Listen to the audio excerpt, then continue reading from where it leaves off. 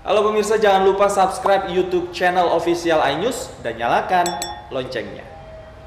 Pemirsa, Hari Raya Idul Fitri 1 Syawal 1442 Hijriah jatuh pada hari Kamis besok 13 Mei 2021. Keputusan ini dibaca Menteri Agama Yakut Khalil Qomas dalam sidang isbat di kantor Kementerian Agama Republik Indonesia, Tamrin, Jakarta.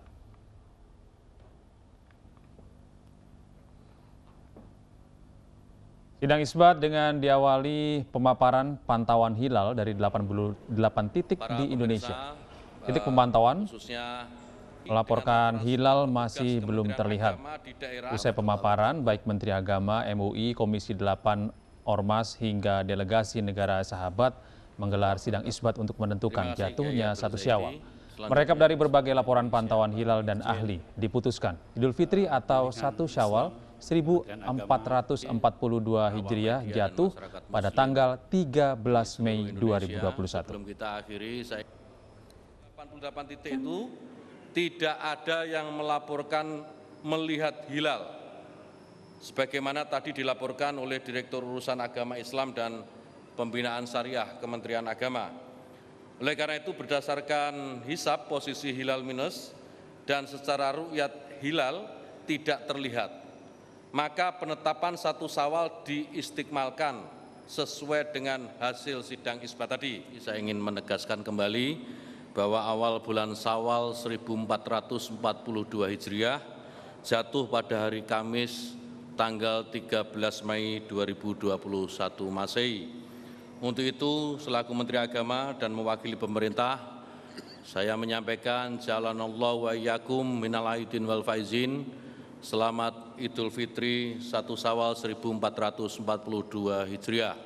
Selamat merayakan Idul Fitri, dan tadi sudah diingatkan tentang protokol-protokol kesehatan baik oleh MUI maupun oleh DPR RI.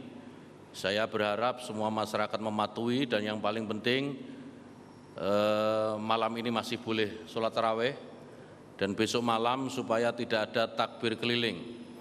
Karena takbir keliling ini berpotensi mengakibatkan kerumunan, dan oleh karena itu potensi penyebaran virus COVID-19 juga akan semakin terbuka dengan lebar. Masjid Istiqlal tidak menyelenggarakan sholat Idul Fitri pada tahun ini. Keputusan ini diambil untuk mengantisipasi lonjakan kasus COVID-19 di Jakarta.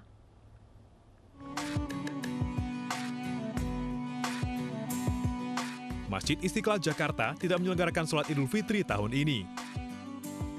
Keputusan ini diambil berdasarkan koordinasi dengan Dewan Pengarah Badan Pengelola Masjid Istiqlal.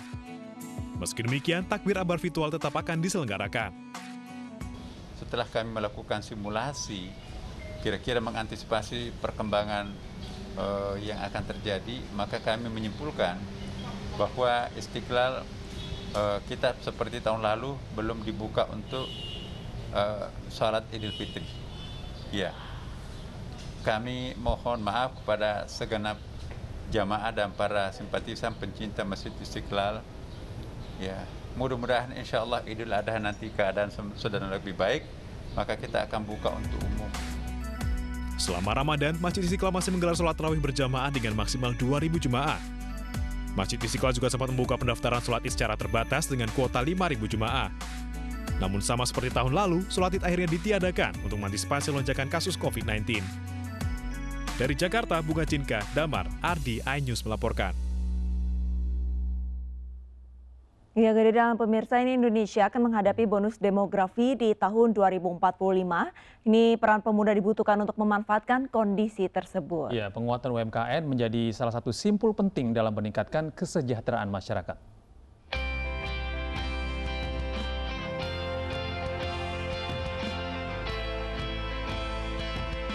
Ketua Dewan Perwakilan Daerah DPD RI Lanyala Mataliti menerima kunjungan DPP Pemuda Perindo di ruang kerjanya di Kompleks Parlemen Jakarta pada Selasa siang. Silaturahmi ini sekaligus memperkenalkan kepengurusan baru Pemuda Perindo serta membahas peran pemuda dan bonus demografi 2045. Dalam kesempatan ini, Ketua DPD RI Lanyala berpesan kepada pemuda Perindo untuk memiliki strategi, menghimpun kekuatan, membantu mensejahterakan rakyat melalui berbagai cara. Salah satunya pembinaan UMKM, sehingga partai turut mendapatkan keuntungan secara elektoral.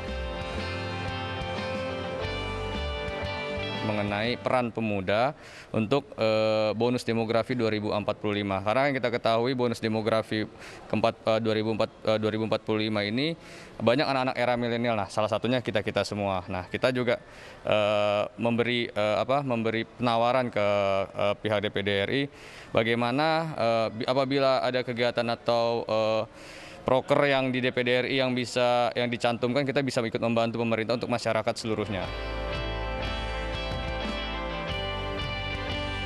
Untuk memberdayakan UMKM, ke depan pemuda Perindo akan terus memanfaatkan kemajuan teknologi.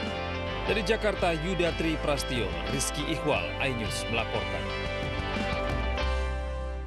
Pemirsa, Polres Metro Jakarta Pusat mengungkap kasus peredaran sabu jaringan internasional. 2 orang tersangka bersama barang bukti sabu seberat 310 kg diamankan. 310 kg sabu disita Satres Narkoba Polres Metro Jakarta Pusat dari 2 tersangka. Sabu dikemas menggunakan piston dan kotak plastik untuk diedarkan di Jakarta dan Jawa Barat. Narkoba diduga berasal dari Iran dan dikendalikan oleh jaringan Nigeria. Kalau ini sudah menyebar, maka akan susah pengungkapannya. Kedua tersangka memang sudah dicurigai melakukan beberapa kali transaksi di wilayah hukum Polda Metro Jaya, dan kelompok ini, 2 tersangka beserta jaringannya di dalam pengawasan dan penyelidikan tim Satuan Narkoba Polres Metro Jakarta Pusat. Ada apa nih? Ada apa grup kan?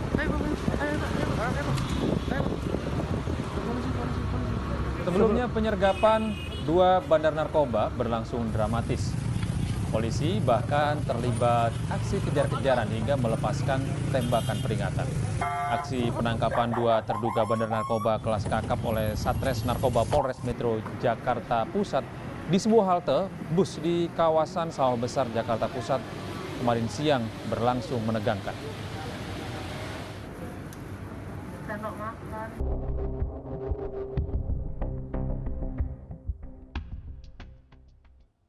Pemirsa, Menteri Pariwisata dan Ekonomi Kreatif Republik Indonesia Sandiaga Uno menggagas destinasi wisata sport tourism di Pantai Lampuuk, Kabupaten Aceh Barat, Provinsi Aceh. Ya, di pantai yang menghadap Samudra Hindia ini direncanakan akan digelar ajang Indonesia Triathlon Series 2021.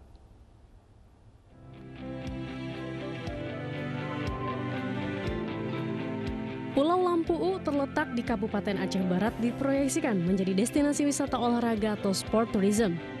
Pulau yang memiliki pasir putih ini rencananya akan menggelar acara Indonesia Triathlon Series 2021.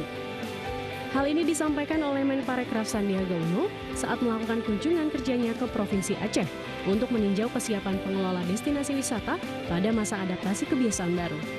Nanti akan disurvei adalah open water swimming untuk long distance swimming. Yang kedua triathlon. Jadi ini adalah event renangnya di sini, sepedanya mungkin nanti bisa di beberapa wilayah di Aceh Besar dan ditutup dengan maraton. Dalam kesempatan ini, Menparekraf juga melakukan peletakan batu pertama pembangunan musola sebagai salah satu fasilitas untuk wisatawan yang berlibur di Pulau Lampuuk. Terus melengkapi kebutuhan-kebutuhan para wisatawan kita. Insya Allah tahun ini kita bangun musola, mungkin tahun depan kita akan membangun MCK. Dan juga saya pikir nanti juga mohon bantuan Bapak Menteri mungkin bisa membantu fasilitas yang lainnya. Kementerian Pariwisata dan Ekonomi Kreatif bersama pemerintah daerah dan pengelola destinasi wisata akan bekerjasama mempromosikan keindahan Pulau Lampuuk. Untuk menarik minat wisatawan, pemerintah daerah diminta untuk menggelar berbagai kegiatan seperti festival musik, wisata halal, festival kuliner khas daerah, serta produk ekonomi kreatif. Tim Liputan iNews melaporkan.